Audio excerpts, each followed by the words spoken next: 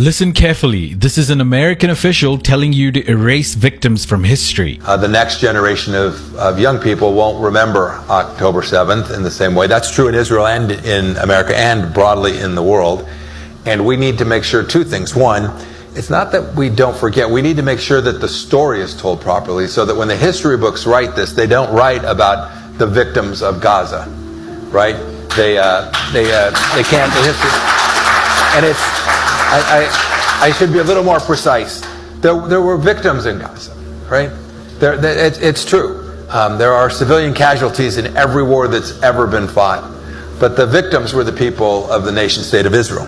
The aggressor was the Iranian regime in the proxy of Hamas, and we need to make sure that the history books reflect that, and that requires each of us every day to talk about it in real time with our children, with our grandchildren, about it in a way that is serious and thoughtful and complete and moral. He said future generations can't write about the victims of Gaza and that only Israel should be remembered as the victim. That's not history, that's an instruction. This wasn't a slip, this wasn't clumsy wording. This was delivered at the Miriam Institute, a political messaging space. He even admits that civilians were killed and then immediately dismisses them as irrelevant. He reframes the entire atrocity. Israel as the only victim, Gaza erased, blame shifted entirely to Iran via Hamas. That's not analysis, folks. That's a lesson in whitewashing history. When powerful people tell you how history must be written, that's a warning sign. Because if they control the story, they control what violence is allowed.